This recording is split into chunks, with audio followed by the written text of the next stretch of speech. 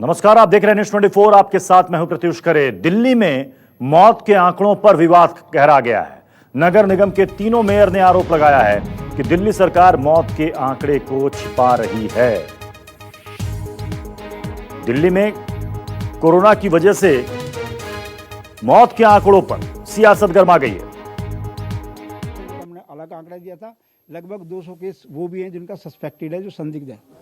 दिल्ली सरकार का आंकड़ा 1000 से नीचे का है, आप लोगों का 2098 का है, ये क्या है? देखिए, दिल्ली सरकार ने 16 मई को तीनों निगमों को एक नोटिस जारी किया था, और वो नोटिस था कि दिल्ली के अंदर जो मौत का आंकड़ा वो मिसमैच कर रहा है। नगर निगम उस समय कुछ कह रही थी और दिल्ली सरकार कुछ कह रही थी। तो उन्होंने जब हमारे को नोटिस दिया तो 17 तारीख को हमने उसका जवाब दिया। उन्होंने कहा कि आप मौत के आंकड़ों को वेरीफाई करके दो। तो हमारे तीनों नगर निगम के जो एमएचओ हैं, उन्होंने सभी डीएचओ से बात करके जहां जहां जितनी मौत हुई उन सब आंकड़ों को इकट्ठा किया, उसको कंपाइल किया और एक रिपोर्ट भेजी। उसमें भी 230 से ज़्यादा पॉजिटिव केस थे और लगभग 100 के करीब संदिग्ध केस थे। तो जब उनके आंकड़े में और हमारे आंकड़े में डबल का फर्क था, वो आंकड़ा मई से लेकर के जून हो गया है, वो आंकड़ा डबल ही है। दिल्ली सरकार पता नहीं क्यों नहीं सचेत। और हमारे साथ बीजेपी के वरिष्ठ नेता विजेंद्र गुप्ता इस वक्त जुड़ चुके हैं। विजेंद्र जी, इससे पहले भी आरोप लगा है कि दिल्ली सरकार मौत के आंकड़े को छुपा रही है। क्यों इतना फर्क हो रहा है? हम सब जानते हैं कि क्रिमेशन ग्राउंड जो है, हाँ, उनको मेंटेन करना, उनके बारे में पूरी जानकारी रखना, ये दिल्ली नगर निगम का ऑब्लिगेटरी फंक्शन है। ये उनका अनिवार्य कृत है, ऑब्लिगेशन है, ये उनका ये ऑब्लिगेटरी फंक्शन है, ये डिस्क्रिशनरी नहीं है। पहले दिल्ली सरकार को समझना चाहिए। और जब ऑब्लिगेशन है दिल्ली नगर निगम का, और दिल्ली नगर निगम स्वयं ये बता रहा है कि उनके क्रेमेटोरियम पर इतने कोविड पेशेंट का क्रेमेशन हुआ है, तो इसमें मुझे नहीं लगता कि कोई कारण है कि दिल्ली की सरकार उसको डिनाई कर रही है। सवाल ये है कि कोई भी कोविड पेशेंट जिसकी मौत होती है और उसका क्रेमेशन होता है, तो उसका बाकायदा एक रिकॉर्ड बनता है, उसके लिए प्रिकॉशंस रखी जाती हैं और उन प्रिकॉशंस के साथ उनका क्रेमेशन होता है। और ये सब प्रिकॉशन के साथ जिन लोगों का क्रेमेशन हुआ है, उसका एक रिकॉर्ड है, एक सरकारी आंकड़ा है, सरकारी रिकॉर्ड है नगर निगमों के पास। उसके आधार पर दिल्ली की सरकार उसको डिनाई कर रही है और दूसरे आंकड़े पेश कर रही है। ये बड़ी हैरानी की बात है। ऐसा मुझे नहीं लगता देश भर में कहीं हुआ होगा या हो रहा होगा या दुनिया में कहीं होता होगा कि जो क्रेमेटोरियम है वहां पे जहाँ क्रिमेशन हो रहा है कोविड पेशेंट की डेथ के कारण, उनको अगर सरकार पलट रही है तो वो किसको डार्क में रखना चाहती है, क्यों डार्क में रखना चाहती है? स्थिति को संभालने की बजाय उसको। लेकिन जब पिछली बार विवाद गहराया था विजेंद्र जी, उस वक्त दिल्ली सरकार ने कहा था चूंकि अस्पताल की तरफ से हमें डिटेल लेट से मिल रही है, इस वजह से इन आंकड़ों में फर्क हो सकता है। नहीं, जब लास्ट पॉइंट है क्रेमेटोरियम, अगर कोई डेथ हो रही है और क्रिमेशन वहाँ हो रहा है और नगर निगम के आंकड़े बता रहे हैं, नगर निगम की व्यवस्था बता रही है, तो उसको कैसे आप छुपाने की कोशिश कर रहे हैं? ये बहुत ही भयावह स्थिति है। और इस स्थिति के लिए दिल्ली की सरकार को एक बार पुनर्विचार करना चाहिए अपने स्क्रिप्ट पर। और मैं केजरीवाल की सरकार को और आम आदमी पार्टी के लोगों को कहूंगा कि वो आप लोगों की मौत पर सियासत ना करें, उनकी मृत्यु पर आप इस तरह से अगर व्यवहार कर रहे हैं तो ये ठीक नहीं है। और आज भी क्रेमेटोरियम में, पंजाब क्रेमेटोरियम में एक दिन ये तो एमसीडी के पास रिकॉर्ड सामने आ गए हैं। इसके मुताबिक अगर आप अनुमान लगा पाएं तो हर दिन में तकरीबन कितनी मौत हो जा रही होगी दिल्ली में कोरोना की वजह से? देखिए, मैं इतना कह सकता हूं कि जितने भी क्रेमेटोरियम है जहां पर कोविड पेशेंट्स की डेथ के बाद क्रिमेशन हो रहा है, हाँ, वहां वेटिंग है। कल हमारे एक मित्र के पिता की मृत्यु हुई और उन्हें 89 नंबर मिला, यानी कि उनका 89वां नंबर था क्रिमेशन का पंजाब बाग क्रेमेटोरियम। हाँ। तो एक दिन में अगर सैकड़ों लोगों का क्रिमेशन हो रहा है, और तो दिल्ली सरकार के आंकड़े तो कुछ और कह रहे हैं। और जब आपने डेडिकेटेड क्रेमेटोरियम बना दिए और उन डेडिकेटेड क्रेमेटोरियम में जो क्रिमेशन हो रहा है, तो फिर तो कोई विवाद रहा ही नहीं किसी भी प्रकार का। तो फिर ये सब सरकार क्यों लोगों की आंखों में धूल झोंकना चाहती है? क्यों? और एक चीज में नहीं वो आंकड़े छुपा रही, वो हर चीज में। कभी वो टेस्ट बंद कर देते हैं, जहां टेस्ट सबसे ज्यादा होने की जरूरत है दिल्ली में, क्योंकि दिल्ली में जो प्रोपोर्शनेट टेस्ट वो है रेशो, वो 40% तक पहुंच गया है। यानी कि अगर 5 लोगों का टेस्ट हो रहा है तो 2 उसमें से पॉजिटिव आ रहे हैं। हाँ। तो एक तरफ इतनी तादाद में ये बीमारी दिल्ली में बढ़ रही है, और दूसरी तरफ आप टेस्ट रोक रहे हैं। आप देखिए एक कोविड पेशेंट। विजेंद्र जी, आप बने रहिए हमारे साथ। दीपक वाजपेयी आम आदमी पार्टी से हमारे साथ जुड़ चुके हैं। दीपक जी, ये बड़ा आरोप फिर से लग रहा है दिल्ली सरकार पर कि दिल्ली सरकार मौत के आंकड़े को छिपा रही है। देखिए, बहुत खेद की बात है कि भारतीय जनता पार्टी इस त्रासदी का महान उत्सव मना रही है। जैसे ही इनको किसी मौत की खबर मिलती है, ये लोग उत्सव मनाने लगते हैं कि एक मौका मिलेगा राज्य सरकार को नीचा दिखाने का। और पहले भी इन्होंने ये आरोप लगाया था, आपको याद हो, और हाईकोर्ट ने इस को ठुकराते हुए कहा था कि कमेटी ने जो मौत के आंकड़े दिए उनको लेकर कोई डाउट नहीं किया जा सकता है। लेकिन अपनी क्षुद्र राजनीति में ये हाईकोर्ट को भी नीचा दिखा रहे हैं, और जो मुश्किलात का सामना दिल्ली के लोग कर रहे हैं उस पर ये उत्सव मना रहे हैं। इससे ज्यादा खराब और गंदी मानसिकता और कुछ भी नहीं हो सकती है। दिल्ली सरकार, तो ये एमसीडी के पास जो 2098 के आंकड़े हैं, ये आंकड़े गलत और झूठे हैं। जिस भी किस्म से मदद पहुंचाई जा सकती है, सारे मंत्री, सारे विधायक, हमारे एमपी ग्राउंड पे उतरे, जवाब देंगे क्या ये कि एमसीडी का कौन से अस्पतालों को इन्होंने कोविड अस्पताल डिक्लेयर कर दिया है?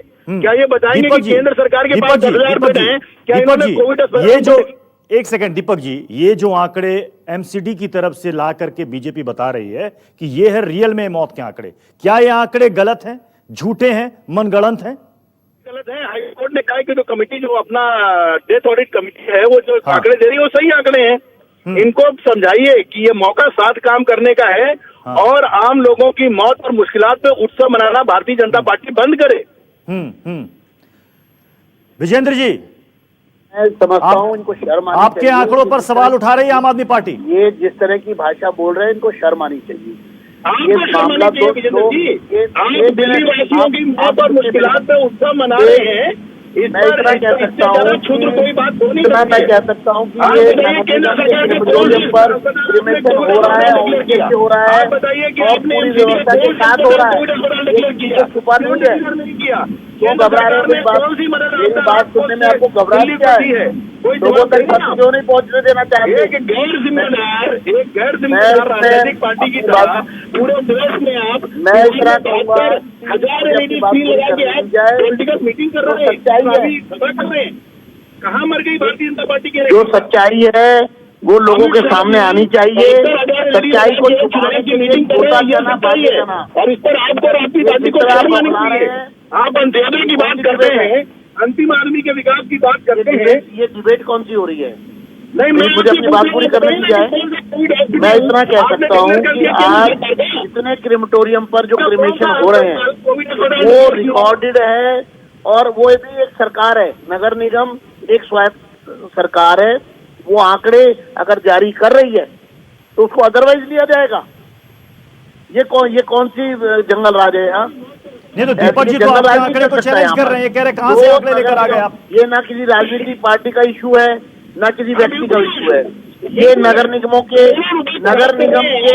क्रिमेटोरियम पर ये ऑब्लिगेशन फंक्शन है नगर निगम का, ये बात से फंक्शन है, ये बॉन्डेड है नगर निगम क्रिमेटोरियम दिल्ली में जितने भी क्रिमेटोरियम है वो सब नगर निगम मेंटेन करता है, नगर निगम की देखरेख करता है, नगर निगम ये जिस तरह की भाषा बोल रहे हैं,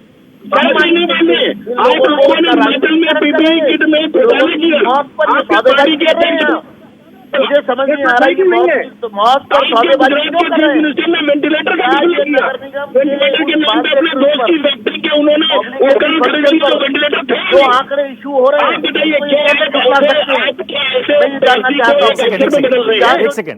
एक सेकंड रुक जाइए दीपक जी। विजेंद्र जरा अपनी बात पूरी कर लीजिए, जरा दर्शकों को समझाइए, क्योंकि अगर आप लोग दोनों एक साथ बोलेंगे किसी को समझ में नहीं आएगा। बहस इस बात पर हो रही है मौत के आंकड़े को लेकर। आपने कहा कि जो शवदाह गृह है जहां पर कोरोना के पार्थिव शरीर को जो लोग गुजर जाते हैं उनको लाया जाता है, एक प्रोटोकॉल के तहत उनका दाह संस्कार किया जाता है। उसके आधार पर ये आंकड़े हैं जो 2098 के करीब आप बता रहे हैं, जो एमसीडी के पास मौजूद है। देखिए, मैं आपको बड़ा स्पष्ट 2-3 बातें कहना चाहता हूँ जी। पहली बात कि इन्होंने टेस्ट क्यों रोके?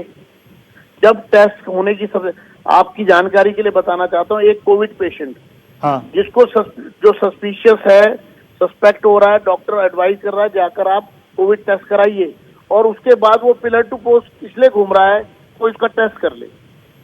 और आप सोचिए, कोविड पेशेंट अगर रोड पर घूम रहा है सिर्फ इसलिए कि उसको टेस्ट कराना है और उसको पता नहीं लग रहा कि वो कहाँ कराए, तो कितना डेंजरस है ऐसी सिचुएशन में कि और कोविड फैलेगा, स्प्रेड होगा।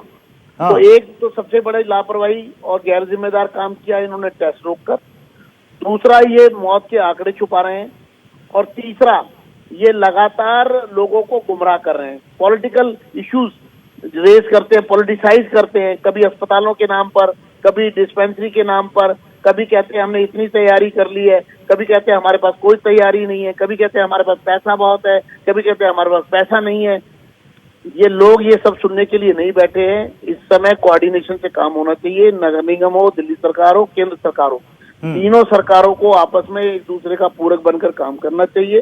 अगर नगर निगम आम आदमी पार्टी ये पूछ रही है विजेंद्र जी कि एमसीडी ने कितने अस्पतालों को कोविड डेडिकेटेड अस्पताल में तब्दील किया?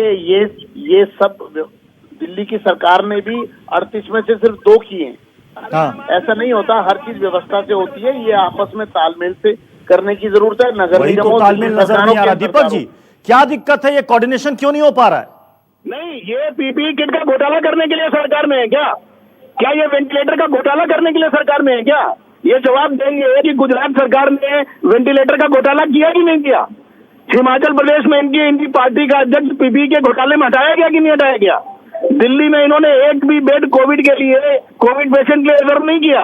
ये वो पार्टी है, ये वो पार्टी है जो इस महान त्रॉसदी के समय में 72,000 स्क्रीन पर करोड़ों रुपए खराब करके पॉलिटिकल रैली कर रही है। ये वो पार्टी है। देखिए, दिल्ली नगर निगम के पास बहुत लिमिटेड हॉस्पिटल्स हैं, 3-4 हॉस्पिटल्स हैं। क्या लिमिटेड हॉस्पिटल में इतनी बड़ी महामारी में? दूसरा उन हॉस्पिटल्स में उस तरह की व्यवस्था नहीं है। क्यों नहीं है? कोविड हॉस्पिटल में उनको कन्वर्ट किया जाता है।